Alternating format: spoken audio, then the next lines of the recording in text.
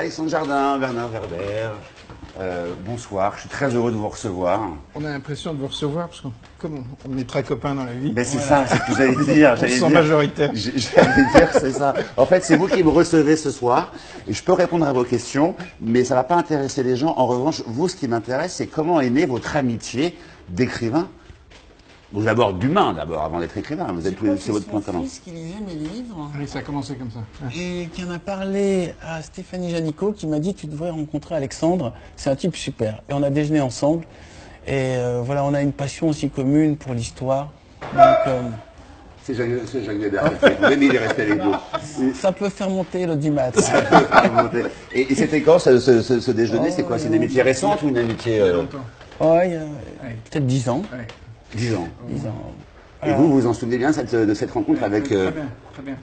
Parce que Bernard était l'auteur fétiche de mon fils aîné. Ouais. Et le fait d'approcher Bernard, c'était... Moi, il n'en avait rien à foutre de ce que j'écrivais. Mon fils lit ses livres. Oui, c'est ça, ça arrive souvent, on peut dire ça. C'est-à-dire que, en fait, quand on est parent, faire lire, c'est pas être compliqué de faire lire à ses enfants. Mais quand on est parent écrivain, c'est rare que les enfants soient fans de ce que font leurs parents. C'est plutôt un signe de bonne santé, non, pour les enfants, non? Qu'est-ce que vous en C'est pensez? une chose que doit savoir tout écrivain. En général, la famille n'aime pas le lire. Ouais. Non seulement ça, quand on rencontre quelqu'un qui nous lisait et qui rentre dans la famille, en général, il arrête de nous lire. C'est une malédiction et c'est pas grave. Souvent parce que les gens croient nous connaître. Ils ont l'impression que quand ils lisant nos livres, ils vont nous découvrir autrement. Ça les obliger à revoir toute leur vision. Donc ils préfèrent. Vous partagez ce point de vue? Ils préfèrent ne pas nous lire. Parce que vous, là, vous venez d'écrire un livre, ma mère avait raison, et j'ai l'impression que votre maman a découvert que récemment que vous aviez écrit un livre sur elle. Non, non, c'est pas ça. Je connais sa mère, elle est charmante. Non, mais si. Ce que j'ai dit sur les réseaux, c'est que comme ma mère est complètement coupée de la vie médiatique, Ouais. elle ne lit rien, elle voit rien, elle ne sait pas que M6 existe, elle ne sait pas. D'accord, mais elle sait que vous écrivez des livres quand même. Oui, mais elle ne sait pas qu'un livre sort et que ça a un impact. C'est-à-dire qu'elle voit l'objet, Ouais. elle voit comme ça. Donc elle avait vu, Mais elle avait vu le livre. Et l'autre jour, je ne sais pas qui a posé un magazine, et elle a pris le magazine et elle est tombée sur un article sur ce livre. Sur sa vie. Et elle m'a dit, mais tout à coup elle s'est arrêtée, elle m'a dit, mais ces gens parlent de nous. Et donc, il y a eu un moment, et elle m'a dit, mais il y a eu d'autres articles? J'ai dit, oui maman. Il y a eu, et parce que la vie publique n'est jamais rentrée chez nous. Mais alors, C'est une bonne chose. Oui, jamais. alors, c'est une bonne chose, oui. Enfin, je vous crois, oui et non, parce que vous avez quand même, vous êtes issu d'une famille quand même atypique. C'était très intéressant ce qu'on a commencé à se dire, c'est-à-dire à savoir quand on est écrivain, on ne peut pas être vraiment bien lu, voire lu et aimé par ses proches. Sauf que vous êtes un peu l'exception. Parce que on peut dire que votre père était un peu écrivain quand même. Oui, nous sommes mais d'accord. la vie publique ne rentrait pas chez nous. Non mais vous aimiez les écrits de votre père. Après sa mort, parce qu'il est mort quand j'étais très petit.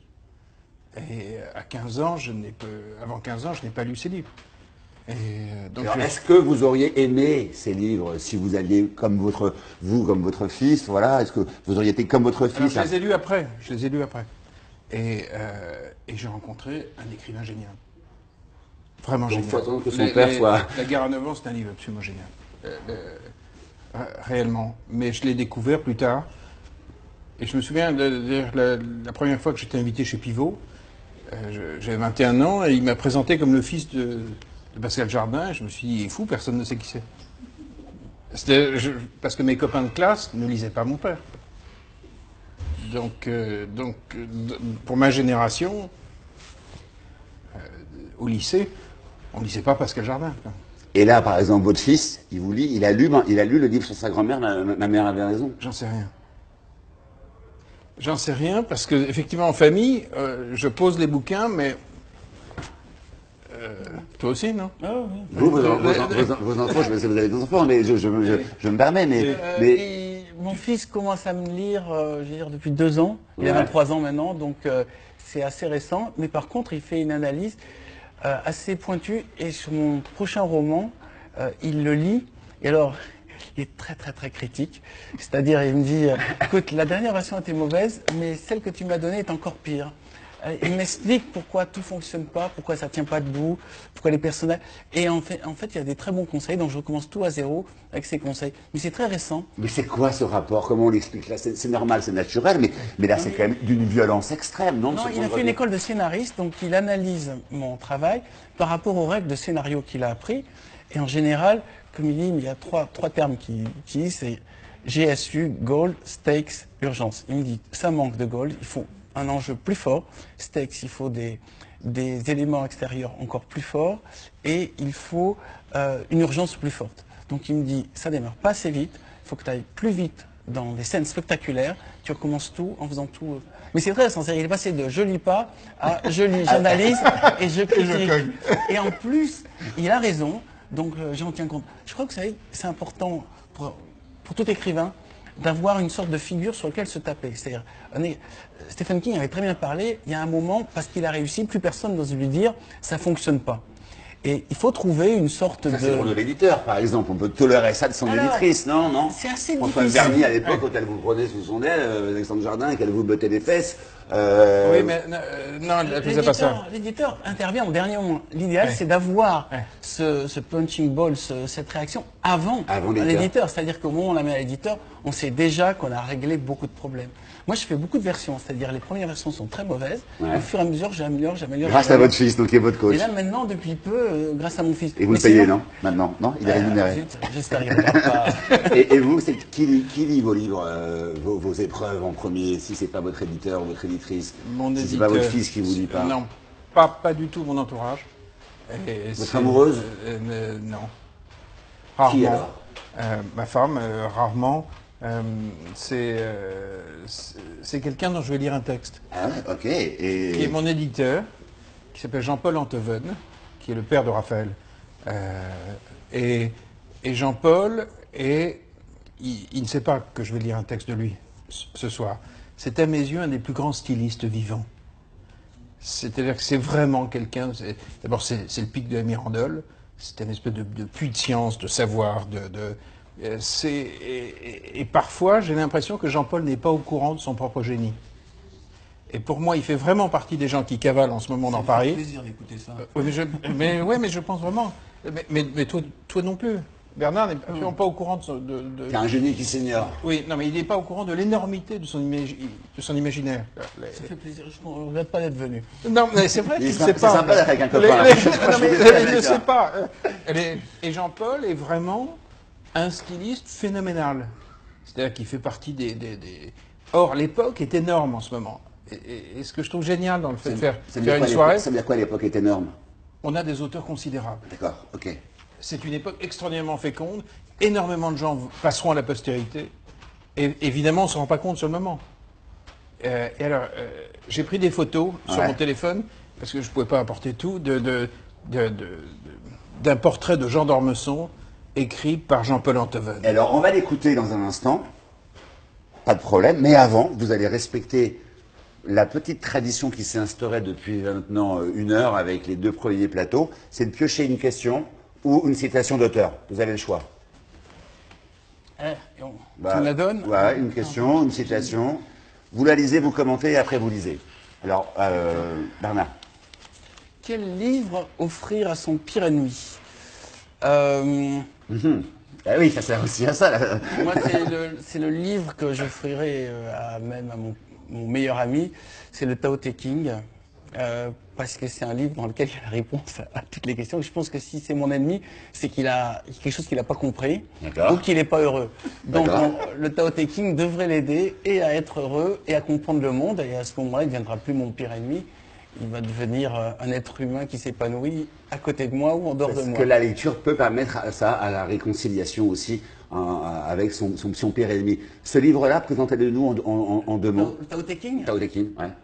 Alors d'abord, c'est écrit par un monsieur qui s'appelle Lao Tzu. Lao Tzu, ça veut dire le vieux monsieur, donc en fait, on ne sait pas qui c'est anonyme. Après, on lui a fait dire à Lao Tzu plein de choses. La légende veut qu'il y ait un vieux monsieur qui devait passer une douane, il n'avait pas l'argent pour payer la douane. Et il a dit, écoutez, je n'ai pas l'argent, mais je peux vous donner toute la sagesse du monde, filez-moi un papier, et je vais écrire 64 textes dans lesquels j'aurai les réponses à toutes les questions que vous vous posez. Et donc, il fait ce livre, qui s'appelle le Tao Te Ching, c'est le livre de la voix. Et quand je l'ai lu, d'ailleurs ça commence par cette phrase. Celui qui parle du Tao Te Ching n'a rien compris au Tao Te Ching. Donc, comme ça discrédite tous les lecteurs et tous les philosophes. Ça empêche toute religion autour du Tao, même s'il y a eu le taoïsme qui a été créé. Et c'est un livre qui dit en gros le monde est paradoxe. L'univers fonctionne à l'envers, mais c'est pas grave. Et le but de l'homme, c'est d'accepter d'être dans cet univers et de trouver une joie. Enfin, c'est comme ça que je l'ai compris. Ouais. Et de trouver une sorte d'équilibre en restant authentique. Par exemple, ça dit, celui qui marche sur la pointe des pieds ne marche pas longtemps et se fatigue vite, donc marche toujours en assise complète. Ça dit aussi, tout ce qui monte finit par descendre, et c'est les mêmes qu'on croise quand on monte, qu'on recroise en descendant. Voilà, c'est aussi une forme d'humilité. C'est le livre de l'humilité dans lequel il n'y a strictement aucun effet de style, si ce n'est, je te donne une information, c'est frime pas, tu vas voir, il y a un moment, le monde est tellement vaste et tellement complexe que quand tu le comprendras, tu auras juste envie de te taire et d'être émerveillé, d'être vivant et d'être là. Et vous l'avez découvert à quel âge, ce livre? Oh, j'ai dû le découvrir vers 17 ans, mais je l'ai découvert à un moment où j'étais à la recherche de réponses. Et j'ai vu surtout dans ce livre de la philosophie avec de l'humour.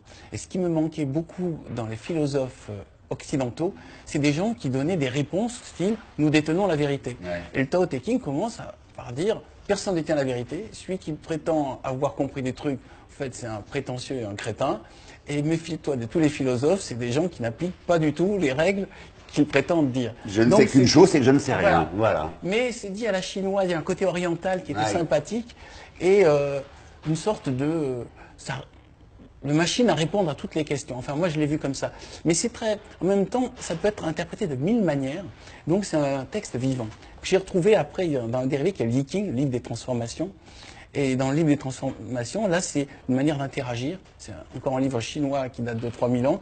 Une manière d'interagir pour savoir à quel moment de sa vie on se trouve. Et je trouve ça dynamique. Je trouve que ce sont des livres interactifs dynamiques. Alors, et vous, est-ce que vous avez un livre comme ça que vous pourriez offrir à votre meilleur ennemi pour vous réconcilier avec lui et qu'il devienne peut-être un jour votre meilleur ami qui sait, ou au contraire, est-ce qu'il y a le livre que vous pourriez offrir à votre meilleur ami? Répondez-nous sur notre Facebook M6 Info. Alexandre Jardin, juste un livre à offrir à son meilleur ennemi, à son pire ennemi, ça serait quoi? C'est pas vous, cette question-là. Oui. C'est pas vous. Voilà, Hein. je parle En revanche, à son meilleur ami, ça c'est vous. Oui. Ou alors, je sais Alors, pas, un pour livre déclarer sa femme, ou pour à mon meilleur ami. à votre meilleur ami.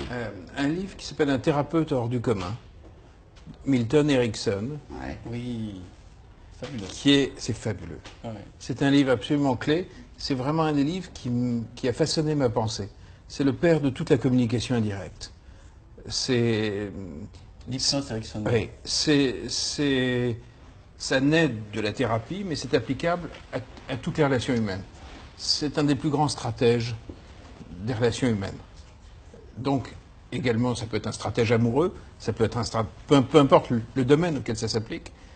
Et c'est une des pensées qui m'a le plus profondément...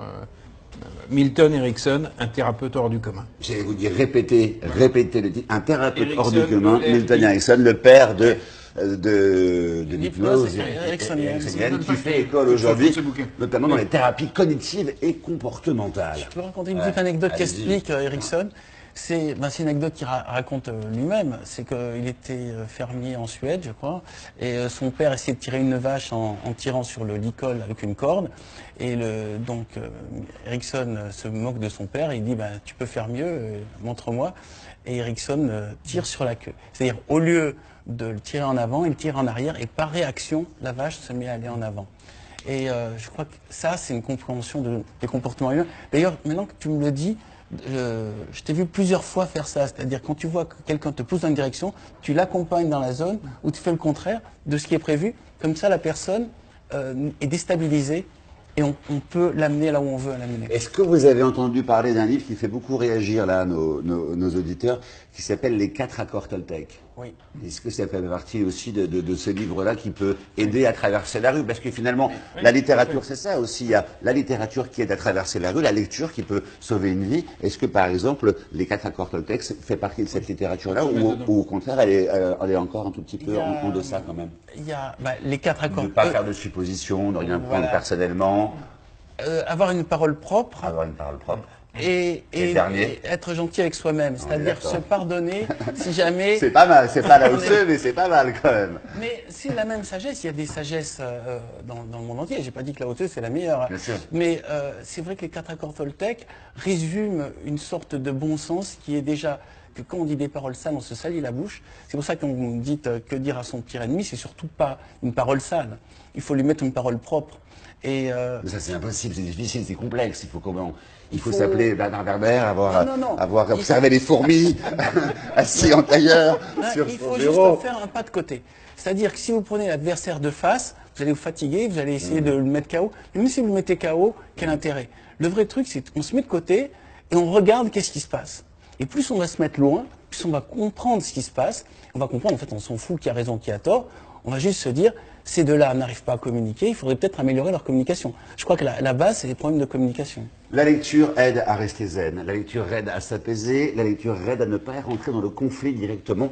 La lecture n'est pas le coup de boule. Voici l'enseignement que nous venons d'apprendre par Bernard Werber. Merci beaucoup. On va écouter Alexandre Jardin nous lire sa citation sur la lecture, parce qu'elle est entre ses C'est mains. une citation de Jacques Attali, qui était là, qu'on a croisé derrière le mur. Et qu'est-ce qu'il nous a dit, Jacques, dans Roseau? Contempler sa bibliothèque, c'est rêver qu'on ne saurait mourir avant d'avoir lu tous les livres qui la remplissent. Mourir, Alexandre Jardin et la mort, ça fait pas bon ménage. Hein. Non, moi j'en serais exempté. Mais c'est ça. Oui, J'allais vous filer il y a l'info. longtemps. J'allais vous filer l'info. En fait, ça y est, vous l'avez. Oui, en fait, ça ne me concernera pas. Donc, cette phrase-là ne vous concerne pas. Mais je veux quand même bien lire toutes les bibliothèques. Avant, quand même, parce qu'on finira tous par y passer, avant d'avoir tout lu, hélas. On le lit, ce fameux texte. Oui, c'est dans Saison de papier, Saison de papier. publié chez Grasset, de Jean-Paul Antoven. Deuxième lecture sur téléphone, hein, je tiens à dire. Il fait Jacques Attali, Alexandre Jardin. C'est une photo Ah, d'accord. de son livre. Et c'est un portrait qu'il avait publié il y a quelques années de Jean d'Ormesson, qui est mort. Et c'est bourré d'esprit. C'est un exquis fossile au regard bleu. Un vestige d'hier et surtout d'avant-hier. Une sorte de vivante arche de Noé, où l'humanisme et le bonheur d'exister, menacés par quelques tsunamis barbares, ont empilé des bibelots en péril, parmi lesquels on remarque la politesse, les belles manières, le charme de la côte amalfitaine, le latin grec, les bains de mer dans la baie de Saint-Florent, le ski de printemps, la haine de l'ennui, l'amour des femmes, les beaux vers. Le néant s'approche, Jean d'Ormesson ne l'ignore pas, et il ne lui déplaît pas de le contempler en catholique un peu bouddhiste. Passe encore de devoir quitter le grand théâtre de la vie quand on y a été malheureux ou souffrant, mais qui dira la double peine de celui qui, comme lui, doit inévitablement prendre congé alors que tout, jusque-là, a été une suite ininterrompue de bons moments. Une consolation tout de même, avoir été Jean d'Ormesson, c'est-à-dire l'homme que tout le monde, des nantis aux rappeurs, aime aimer. Oui, il a été mieux qu'un autre l'ami du soleil, des décapotables, des inconnus, des hérétiques, des conformistes, des pieds nus de la France. Il est le président de la République des biophiles. Son mandat a duré, c'était bien. Et dans son genre, Jean d'O fut même un roi, tout disposé comme l'un de ses ancêtres à prendre le parti des régicides. Le plus habile chez ce surdoué, ce fut au début sa façon de se faire passer pour un cancre. L'école normale, il y fut admis par erreur. Son talent, très hypothétique, puisque n'étant pas grand écrivain, il n'est l'auteur ni de l'Iliade ni de l'Odyssée. Ses romans, il s'en moque volontiers, sauf peut-être de la gloire de l'Empire, que je place pour ma part en dessous du côté de chez Jean. Son érudition, il se vante de l'avoir glanée au fil des conversations avec Berle, Aron ou Borges. Ses succès, presque un effet d'aubaine, vu qu'il se prétend amateur en tout. Sa courtoisie, ce n'est qu'une potion administrée de force au rejeton de son illustre famille. Est-ce sa faute, après tout, s'il savait déjà à 12 ans que Castellane se dit Castellane, et qu'on ne prononce pas l'X de Bruxelles ou d'Auxerre? Il se trouve par chance que cet homme-là, un U, comme disaient les sœurs Mitford pour désigner tout natif de l'upper class, ne boude pas sa certitude d'être le complice du bonheur. Et on l'aime pour ce don si rare. C'est épatant, non, de rencontrer des humains qui émettent des ondes chics et bienfaisantes. Rectifions cependant l'œuvre de Jean d'Ormesson. Tout le portrait est brillantissime. C'est du Jean-Paul Antoven. C'est beau, et en plus on le voit. Et tout ce qu'écrit Jean-Paul a cette espèce de grâce À la longue, on s'est habitué à ses manies, à son Big Bang, à son cosmos, à ses histoires de famille, à l'histoire des oncles Toto ou Vladimir, à celle de l'ancêtre régicide, à Saint-Fargeau, à la Cagne d'Henri IV, aux îles grecques, à Aragon, sans parler des schismes arianistes ou nestoriens, des intérêts vénitiens, de la mécanique quantique dont il nous a 100 fois détaillé les charmes particuliers. Ces accessoires font désormais partie de l'orchestre d'Ormesson, qui, d'Orphéon en coupole, est devenu un philharmonique de belle ampleur. Quel bel hommage. Et d'ailleurs, je pense que c'est marrant parce qu'effectivement, on revoit Jean d'Ormesson. D'ailleurs, on l'a tous, il habite tous dans la tête de tous les Français. D'ailleurs, s'il avait été là, il serait venu ce soir faire cette nuit de la lecture avec nous, j'en suis sûr. On a voulu lui rendre hommage en tout début de ce Facebook Live. Je pense que ça, c'est effectivement un texte magnifique et Par un virtuose. et par un vivant. Ouais. Est-ce que c'est quand même Un grand vivant. un grand vivant Un grand fou. Et vous qui aimez la folie et plus que tout être en vie, du moins c'est l'impression que vous donnez à travers tous vos livres et tous les faits et gestes que vous faites, notamment sur la politique ou vos engagements. Est-ce que vous lisez beaucoup d'auteurs vivants? Est-ce que vous lisez beaucoup de nos contemporains? Énormément. Ouais. Mais en vrac. En vrac, c'est quoi vos critères vous avez Justement des critères pas. de sélection? Justement pas de critères. Aucun critère. Je suis aussi curieux et goinfre que lui. Et vous lisez ouais. Mais en vrac. D'abord, je lis toujours 4 ou 5 livres en même temps, par fringale. Je ne les termine pas forcément, j'ai faim. Et donc vous commencez, vous picorez, vous posez Et l'époque est truffée de gens géniaux. Hein. Mais absolument truffée. Il faut lire à tout prix le petit livre totalement génial écrit par Éric Orsena sur le nôtre, le dessinateur des jardins. Un homme heureux. C'est totalement sublime. Ça raconte comment une bande de potes qui ont été élevés dans les ateliers des grands artistes, dans l'aile droite du Louvre, à l'époque où ils étaient tous en pension, ils étaient tous, celui qui va faire les jardins est autant architecte que sculpteur, et lorsqu'il va travailler avec le veau et tous les autres, en fait, ce sont des copains d'enfance. Ce livre a une grâce absolue. Donc vous picorez, vous êtes infidèle en lecture. Très. Vous prêchez la polygamie littéraire. À fond. À fond. À fond les ballons. Non mais à fond les ballons, c'est l'intérêt, c'est de passer d'un de ces romans à... Vous êtes d'accord avec ça? Vous avez la même approche, vous, ou pas? Ou vous avez une approche plus cartésienne du choix, et quand vous commencez, vous finissez? Ah, quand je commence, je finis. Ouais. Mais je lis Pascal aussi Alexandre. plusieurs livres en même temps. Et j'essaie de toucher plein de genres différents. Je crois que la grande richesse de la littérature française, c'est qu'elle est dans beaucoup de genres différents. Donc je peux lire du polar, je peux lire de la poésie, je peux lire des livres historiques. Et je crois qu'il n'y a pas de bons ou de mauvais genres. Il y a des bons et de mauvais auteurs, il y a des bons et de mauvais sujets. Donc j'essaie de me nourrir partout. Et ce qui me motive, c'est quelqu'un qui m'a dit tu devrais lire ça, c'est tout. Mais par exemple, au café, je vais travailler au café. Les gens savent que je lis des bouquins, donc de temps en temps, il y a un client que je connais pas qui me dit tiens, Bernard, je sais que tu cherches des nouveaux titres, tu devrais lire ça. Donc je me laisse conseiller au café par des gens que je ne connais pas. Parce que dans votre rituel, vous passez évidemment dans un seul et même café, à peu près 8 heures par jour à écrire. Non, si de c'est 8 pas 8 heures. heures, de 8 heures du matin À midi et demi. À midi et demi, pardon. C'est là, vous avez votre place attitrée avec votre café. Ouais. Et là, vous écrivez, et le reste du temps, vous lisez. Vous arrivez à lire tous les deux en écrivant en même temps? Ou est-ce que, comme certains écrivains, vous avez besoin de couper avec la lecture? Quand vous écrivez, quand vous lisez, vous lisez? Ben, le matin, je fais qu'écrire et l'après-midi, je peux lire. Voilà, c'est tout. D'accord. Le matin est en mode émission et l'après-midi est en mode réception. Mais pour moi, lire un livre ou voir un film, c'est on me raconte une histoire. Et après, je juge l'histoire. Mais les deux mondes ne sont même pas séparés. Même une pièce de théâtre, c'est toujours une histoire. Est-ce qu'il y a un personnage qui est bon? Est-ce qu'il y a une intrigue qui fonctionne? Est-ce qu'à la fin, il va me surprendre? C'est tout. C'est ça, Donc le critère. voilà. Et après, je regarde pas la couverture, je regarde même pas l'auteur, je juge Donc, l'histoire. est-ce que l'intrigue fonctionne? Est-ce que l'histoire Le m'accroche? personnage est prenant. Le personnage est prenant. L'intrigue fonctionne? Et est-ce qu'au final, il y a une chute qui est surprenante, à savoir, je considère la politesse d'un écrivain, c'est de mettre une chute qui n'a pas été prévue par le lecteur. Si le lecteur se dit, ah, je vois où il va en venir, C'est mort. ça veut Le dire contre-pied. que l'auteur n'a pas fait le boulot. Et alors, et vous, qu'est-ce que vous en pensez? Qu'est-ce qui vous surprend dans un livre? Est-ce que, comme Bernard, vous avez des attentes assez claires, comme ça? Le personnage doit être attachant, l'intrigue vous accrocher, et la fin, surtout la fin, vous surprendre avec l'art du contre-pied. Alexandre, vous partagez cet avis ou vous pensez-vous différemment, finalement? Surprendre à la fin, c'est pas finalement la finalité, c'est plutôt convaincre vous. On a ça en commun, c'est qu'on est très scénariste.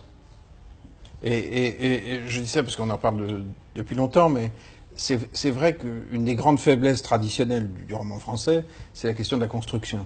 La structure. Oui, parce qu'on pense quand même qu'un écrivain, c'est avant tout un style. C'est aussi une des beautés de notre pays. Mais du coup, il y a très souvent, chez de très très grands écrivains, de très grandes faiblesses de structure. Et c'est vrai que nous, on a beaucoup parlé de ça, parce qu'on est ultra sensible. Mais d'ailleurs, ou est-ce qu'il n'y a pas finalement, est-ce qu'il n'y a pas finalement en France une ségrégation avec d'un côté les storytellers, c'est-à-dire ceux qui savent faire une structure, et de l'autre côté les stylistes, et qu'on considère qu'un styliste n'a pas besoin de s'emmerder, pardonnez-moi l'expression, avec une structure, alors qu'un storyteller ne sait pas écrire, donc s'il n'a pas la structure, eh ben il fait pas le livre. Oui, ce qui est aberrant. On est d'accord. Ce qui est aberrant. Il faut le fond et la forme. Il y a un fantasme quand même de la réconciliation oui, aussi pour une autre catégorie d'écrivains dont vous faites partie, de réconcilier le fond et la forme. Il y a eu un petit Et la dramaturgie. Il y a un petit problème qui s'appelle le nouveau roman, qui a été initié dans les années 60, qui a dit pour faire un bon roman, sort de ce corps. pour faire un bon roman, il n'y a pas besoin d'intrigue. Donc à partir de ce moment-là, vu qu'on n'a pas valorisé les intrigues, on a vu apparaître des mises en valeur de romans dans lesquels il n'y a pas d'histoire. Ouais. Et c'est devenu une mode et c'est devenu une règle, au point où, quand il y a une histoire, ça a l'air suspect. On se dit, tiens, il Mais fait c'est du pas en train de commercial. s'éteindre, ça, c'était pas un peu hier? Est-ce que c'est Depuis le finalement temps qu'on dit aujourd'hui, ça s'éteint, est-ce qu'aujourd'hui, ça s'éteint pas finalement, voilà, la politesse, comme vous dites, de l'auteur, c'est d'écrire une histoire, même quand on parle de sa mère qui a à elle-même une structure narrative de vie, pardonnez-moi l'expression, mais c'est Comme elle est l'essence du romanesque. c'est un billard, quoi, en termes de structure narrative, votre maman. Mais même, c'est construit, alors que c'est un livre sur elle, c'est construit véritablement comme un roman. Alors là, c'est plus facile aussi, parce que c'est un personnage qui est d'essence romanesque. C'est-à-dire que c'est un être qui habite la fiction, qui s'autorise les libertés de la fiction dans la vraie vie. Ce qui est assez rare. En général, il y a un petit écart entre ce qu'on imagine et ce que l'on vit. Mais je me suis quand même imposé le fait de bâtir le livre. De structure. Oui, véritablement. Est-ce que vous pourriez co-signer tous les deux, on nous pose une question comme ça sur Facebook, est-ce que vous pourriez co-signer un livre ensemble? Ce serait possible ou pas un jour, mais moi je ne vous vois absolument pas faire ça. Mais c'est une question qui est posée, alors je... Peut-être pas un livre, parce qu'on a des langues différentes. Mais pourquoi pas un scénario? Un scénario. Ouais. Plus. Je suis fermé à rien, si ce n'est que moi je recommence tout le temps. Donc je ne sais pas s'il y aura la patience de me voir faire. Je fais une sorte de premier jet très mauvais et que je n'arrête pas d'améliorer. Alors, justement, avant de vous écouter lire votre texte, je voudrais vous poser une question. Je vais être obligé juste de vous couper. Ouais. Parce que Vous allez partir, mais vous allez attendre ma question et après je vous libère. Je vous promets. Combien de versions chacun pour un roman? Le dernier, 10 fois à peu près. 10 Je l'ai versions. réécrit, mais entièrement. C'est-à-dire sans récupérer des petits bouts à copier-coller. C'est 10 fois, 10 romans différents pour en tirer un. Alexandre, et après je vous libère. Après vous partez, après vous disparaissez. Alors, c'est variable selon les livres, c'est entre 10 et 15. Ah oui. Voilà, c'est ça aussi, c'est savoir écrire, c'est savoir se relire, et bien, parfois ça prend du temps, et on peut se relire jusqu'à 15 fois avant de jeter son travail et de recommencer pour aboutir à un roman. On libère Alexandre, on reste tous les deux, et on va vous écouter. Merci infiniment, Monsieur Jardin, d'être passé ce soir. Embrassez-vous, puisque vous êtes amis, et nous on se serre la main, on sera peut-être amis un jour. Merci infiniment. Bonne route et bon vent. On va recevoir bientôt Harold Cobert et Blanche de Richemont, mais avant, je voudrais qu'on écoute Bernard. Qu'est-ce que vous avez choisi de nous lire? Alors soit je vous lis le mien, soit je vous lis Alice au Pays des Merveilles. C'est vous qui C'est choisissez. vous qui choisissez, c'est vous qui êtes libre, et même un peu des deux, pourquoi pas? Allez, Ouais, soyons un peu des fous. deux. Un peu des Je deux. vais commencer par le plus frais. Voilà, alors, depuis au-delà, juste pour expliquer, c'est quand même une histoire très tarabiscotée d'un mort qui essaie de comprendre qui l'a tué grâce à un voyant. C'est ça à peu près le pitch. Voilà. Et l'enquête se fait en même temps dans le monde des amérantes et dans le monde et en même temps dans le monde des vivants. Et ensemble, ils vont essayer de savoir qui a tué le héros. Mais c'est une manière aussi de parler du monde des médiums. Et j'ai des amis médiums qui m'ont raconté leur vie quotidienne. Et je trouvais que c'était vraiment fantastique. C'est-à-dire qu'au-delà de tout l'imaginaire, ce sont des gens qui racontent des histoires et qui font du bien. Quand ils le font, enfin, pour ceux qui savent bien le faire. Et j'en ai rencontré plusieurs qui m'ont raconté des choses extra. Donc je me suis dit, il y avait matière à faire un roman. Et le voilà. Alors on vous écoute. La jeune femme qui s'apprêtait à franchir le seuil de la salle d'attente s'arrêta net. « Vous êtes vraiment Gabriel Wells, l'écrivain » demande-t-elle en gardant le dos tourné. « Oui, pourquoi ? Ça change tout. Je vais vous aider. »« M'aider ? M'aider à quoi ?» Il revient au centre de la pièce et, toujours sans le regarder, déclare. « Tout d'abord, il faut que je vous explique votre maladie. Vous êtes médecin ?» Elle sourit d'un air compatissant. « En quelque sorte. Disons que je suis médecin des âmes. Cela a l'avantage de ne pas nécessiter de diplôme. Pour commencer, il faudrait que vous sachiez que votre problème est plus grave que votre présumée anosmie. J'ai un cancer, encore plus grave. Dites-moi la vérité, je peux tout entendre. C'est encore un peu tôt. Je préfère vous livrer des indices. Ce matin, en vous levant, vous n'aviez pas faim, n'est-ce pas? En effet. Vous êtes rapidement sorti de chez vous, mais vous n'avez parlé à personne. Je me trompe? Le matin au réveil, vous savez, je ne suis pas très causant. Dehors, vous n'avez pas trouvé qu'il faisait froid. Je ne suis pas frileux. Mais arrêtez avec vos énigmes à la fin. Quelle est donc cette si mystérieuse maladie demande Gabriel d'un ton de plus en plus impatienté. Elle regarde ses mains. Savez-vous que le mot maladie vient de l'expression mal à dire? Cessez de tourner autour du pot. Où voulez-vous en venir, bon sang? Bon, il faut que je m'y prenne différemment. Comment vous expliquer? En fait, j'ai une bonne et une mauvaise nouvelle. Vous préférez que je commence par laquelle? La bonne, répondit Gabriel, passablement irrité. Je vous ai menti. Vous n'êtes pas malade. C'est déjà ça. Et la mauvaise, alors? La mauvaise, c'est que vous êtes mort. Gabriel lève les sourcils, affiche un air étonné, contrarié, une mine dubitative, pour finalement éclater de rire. La jeune femme laisse échapper un soupir de soulagement. Je suis contente que vous le preniez comme ça. J'en ai vu beaucoup qui ne réagissaient pas aussi bien. Si je ris, c'est parce que je ne vous crois pas. En fait, elle fait quelques pas, semble chercher une inspiration. Alors on va se livrer à une petite expérience. Je vous propose de faire le test du miroir. Elle lui fait signe de la rejoindre face à la glace de la salle d'attente. Il constate à sa grande surprise que seule s'y réfléchit la jeune femme. « Tiens, on dirait que votre image a disparu. Comme c'est curieux, lâche-t-elle. » Il tressaille à nouveau, pris de panique, puis se reprend et sourit. « Ça prouve rien. Je dois être en train de dormir, ceci est un rêve. D'ailleurs, ça expliquerait votre présence. »« Un rêve.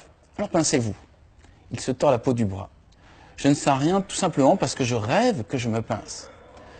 Passons au deuxième test, aussi connu sous le nom de test du feu. Elle sort un briquet et lui propose de poser sa main au-dessus de la flamme. Il obtempère et s'aperçoit qu'il ne ressent pas la moindre gêne ni la moindre douleur. Chose étrange, son geste ne génère aucune fumée, ni même de déformation de la flamme. Il regarde sa pomme, aucune marque de brûlure. Une sensation désagréable l'envahit, qu'il surmonte crânement. Dans mes rêves, il m'arrive de ne pas me voir dans les miroirs, de ne pas me brûler en mettant ma main au-dessus d'une flamme. Je fais même ce genre de rêve plusieurs fois par semaine. Elle hausse les épaules. Alors il reste le test ultime, celui de la chute libre. Montez sur le rebord de la fenêtre et jetez-vous dans le vide. On est quand même au 6e étage. Si vous êtes en train de rêver, ça ne devrait pas poser de problème. Au pire, ça vous réveillera. Elle ouvre la fenêtre en grand. Et le vent s'engouffre dans la pièce, faisant voler ses cheveux, mais Gabriel ne sent pas le moindre souffle d'air. Pas de problème, j'y vais. Il secoue la tête comme un animal qui s'ébroue, inspire, s'approche de la fenêtre, il espère qu'elle va l'arrêter, mais au contraire, elle l'encourage à avancer encore. Quand vous serez en vol, regardez bien autour de vous tous les détails qui ne peuvent pas être le simple fruit d'un songe. Il aperçoit le sol tout en bas, le toit des voitures, les crânes des piétons. Il a beau être persuadé de rêver, Gabriel ne peut s'empêcher de ressentir une infime appréhension. Tant que vous n'aurez pas sauté, vous ne pourrez pas être certain, insiste la jeune femme. Il hésite, mais comme il ne veut pas qu'elle croie qu'il recule devant le défi, il monte sur le rebord de la fenêtre, domine son vertige et saute dans le vide en ouvrant largement les bras. Il chute à toute vitesse, voit les étages défiler, ferme les yeux.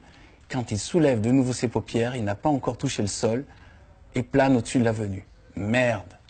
Voilà le mot qui envahit soudain son esprit. La surprise, l'affolement, la déception cèdent peu à peu la place à ce nouveau plaisir d'être libéré de l'apesanteur et de pouvoir voler comme un oiseau.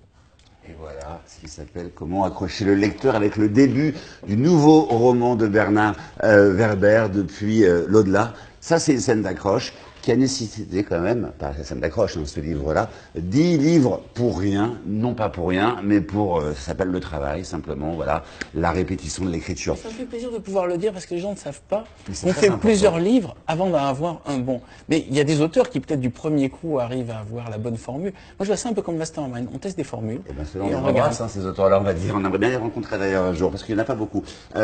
Juste avant de faire une petite pause technique et de recevoir Harold Cobert, Blanche de Richemont et bien d'autres auteurs comme Tristan Banon, comme Claude Cancès, comme Sylvie Le Bihan ou Marion Messina, dit la nouvelle Houellebecq. Je voudrais que vous nous disiez un court passage d'Alice au Pays des Merveilles quand même, et juste en un mot nous dire pourquoi Lewis Carroll, c'est un de vos auteurs préférés.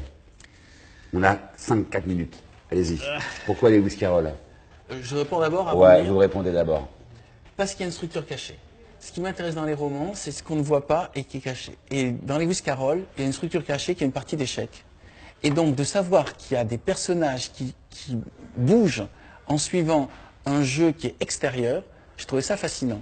C'est-à-dire, on sent qu'il y a un truc magique, on ne sait pas ce que c'est, et ce qu'il y a derrière Alice au Pays des Merveilles, c'est une partie d'échecs extraordinaire qui a eu lieu entre deux très grands joueurs, qui est une partie historique. Donc le sous-texte, c'est une vraie partie d'échecs. C'est une vraie partie d'échecs. Comme dans Dune, ce qui m'a plu, c'est que le sous-texte, c'est les cartes de tarot. J'aime bien qu'il y ait une structure géométrique qui fasse que l'ensemble du système marche et on ne sait pas pourquoi, mais en fait, c'est parce qu'il y a un truc vraiment planqué derrière. Alors on vous écoute. Alors, déjà, l'incipit est assez extraordinaire, c'est la première phrase. Alice, assise sur le talus à côté de sa sœur, commençait à se sentir fatiguée de ne rien faire. Une fois ou deux, elle avait jeté un coup d'œil sur le livre de sa sœur. Il n'y avait pas d'image, pas de dialogue. Et à quoi bon un livre sans image ni dialogue, pensait Alice. Elle était en train de se demander, dans un demi-songe, car elle sentait tout engourdie par la chaleur de cet après-midi été, si le plaisir de tresser une guirlande de pâquerettes valait la peine de se lever pour les cueillir, quand tout à coup, un lapin blanc, aux yeux rouges, passa près d'elle en courant. Il n'y avait rien de très surprenant. Alice ne trouva pas non plus très extraordinaire d'entendre le lapin marmonner « Oh mon Dieu, je vais être en retard ». Par la suite, il lui vint à l'esprit qu'elle aurait pu s'étonner, mais sur le moment, ça lui parut naturel. Par contre, quand elle vit le lapin tirer une montre de la poche de son gilet, regarder l'heure puis partir en courant, Alice bondit, car elle venait de comprendre dans un éclair qu'elle n'avait encore jamais vu un lapin tirer une montre de son gilet. Brûlante de curiosité, elle s'élança derrière lui à travers les champs. Elle eut la chance d'arriver assez tôt pour le voir plonger dans un large terrier sous la haie. Ben, je m'arrêtais là parce qu'on n'a pas beaucoup de temps. Mais j'adore, en plus il y a les images, je ne sais pas si on voit ça, Ah ouais. les images anglaises d'époque. Et il y a toute une Et dimension... vous connaissez la statue de Lewis Carroll à New York, à Central Oui, Park, bien mais évidemment. le personnage est très subtil, complexe, Lewis Carroll. Et c'est ce qui est agréable, j'allais dire, c'est un fou, mais c'est un fou qui maîtrise sa folie et qui arrive à faire rentrer les autres dans sa folie. Donc c'est une performance assez rare dans le monde de la littérature. Aller à ce point dans un délire et arriver à devenir un classique. Parce qu'en général, quand on fait ce genre de livre, on rentre dans le genre fantastique, qui est une grande poubelle comme la science-fiction, c'est-à-dire un endroit où le ghetto des auteurs bizarres. Et lui, il est arrivé à faire un classique avec du fantastique. On pourrait résumer les choses ainsi, finalement, écrire, c'est canaliser sa folie, et lire, c'est libérer sa folie, c'est ça? Un petit peu. Oui, très bien. On va faire Vous ça devrez comme ça. écrire des livres. Je pourrais essayer, ouais. Merci beaucoup. Et alors, on se retrouve tout de suite pour la suite de ce Facebook Live sur M6 Info, M6 et RTL, les pages Facebook, avec des invités, je vous le disais, comme Harold Cobert qui nous attend en coulisses avec Blanche de Richemont.